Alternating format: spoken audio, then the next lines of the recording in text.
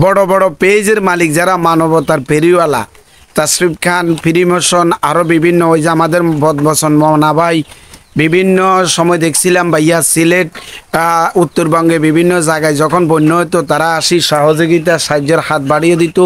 তারা 1 মাস পর্যন্ত দেখছিলাম মানুষের পাশে থাকি সাহায্য সহযোগিতা করছে।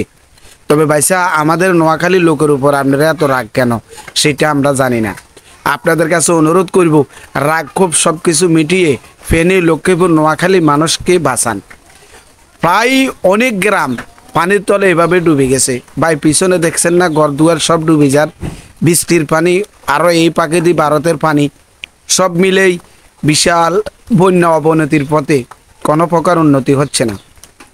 বিভিন্ন স্কুল, মাদ্রাসা, কলেজ বন্ধ দিয়ে দিছে, বাচ্চা কাচ্চা স্কুলে যাওয়ার মতো পথঘাট নাই, সব ডুবে যাচ্ছে। বাজারঘাটে পানি ঢুকে যাচ্ছে। আপনাদেরকে বলবো, যারা গ্রামগঞ্জে এভাবে হতদরিদ্র মানুষ বসবাস করেন নিম্ন অঞ্চল এলাকায়, তাদের ঘর দুয়ারে যেভাবে পানি উঠে যাচ্ছে, তাদেরকে একটু আপনারা আশ্রয়স্থলে নিয়ে যান, তাদেরকে আশ্রয়ক্ষেত্রে নিয়ে যান, নিয়ে কিছু সাহায্যের সহযোগিতা করি, তাদেরকে অন্তত তাদের উদ্ধার করেন এবং তাদেরকে সহযোগিতা করেন। ভাইজান কি বলবো, অনেক কষ্টে আছে রে ভাই গ্রাম অঞ্চলের মানুষ। এই বন্যার পানি দিন দিন অবনতির পথে, দিন দিন বৃষ্টি হচ্ছে, দিন দিন ভারতের পানি আসতেছে, দিন দিন বন্যা, ব্যাপক মানুষের ক্ষয়ক্ষতি হচ্ছে। তো আমি বলবো, আমরা যদি বাংলাদেশের বড় বড় মেগা মেগা প্রজেক্টগুলো, আপনার পদ্মা সেতু সহ, মেট্রো রেল সহ, টানেল সহ বহু কিছু যদি তৈরি করতে পারি, ইনশাল্লাহ নিজস্ব অর্থায়নে আমরা চেষ্টা করলে আমরা বাঙালিরাও ভারতের বিভিন্ন পারাক্কা বাঁধ, বিভিন্ন বাঁধের সামনে দিয়ে আমরাও বাঁধ দিতে পারি। তাহলে তারা আর যে পানি ছাড়িয়ে দিবে এভাবে আমাদের পানিগুলো বাংলাদেশে প্রতি বছর এমন দিন আসলেই ঢুকতে পারবে না, আর ঢুকলে বাংলাদেশে বন্যা হতে পারবে না।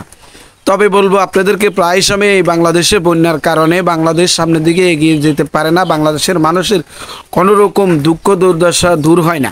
দেখেন এখন কৃষক বড় মৌসুম সময়ে জ্বালা রোপণ করে ধান চাষ করার সময়, কিন্তু প্রতিটি ফসলি জমিন পানির তলে, প্রতিটি কৃষকের মাথায় হাত। কৃষক বাঁচলে দেশ বাঁচবে, দেশ বাঁচলে মানুষ বাঁচবে, এই কথাগুলো যেভাবে আমরা জানি, ঠিক সেম আজকের সেই পরিকল্পনায় আজকের দেশটা আমাদের এই বন্যায় ক্ষতিগ্রস্ত করে দিচ্ছে। বেশিরভাগ ফেনী, দাগনমিয়া, বেগমগঞ্জ এবং লক্ষ্মীপুরের কিছু উপকূলীয় অঞ্চলে ভাইয়া বন্যা, মেঘনা নদীর পানি ব্যাপক বাড়ি যাওয়ার কারণে, বিপদ সেন্টিমিটার উপর দিয়ে যাওয়ার কারণে মানুষের ব্যাপক ক্ষয়ক্ষতি হচ্ছে। তো আসুন সম্মিলিতভাবে সবাই মানুষের সাহায্যের হাতটি বাড়িয়ে দিয়ে সবার সহযোগিতা করি। ভাইজান রাক্ষোভ থাকতেই পারে, রাজনীতি প্রতিহিংসা ছাড়ি দিয়া আসুন আমরা সম্মিলিতভাবে দেশকে সুন্দরভাবে গড়ি, সবাই সবার কাজে কাজ করি।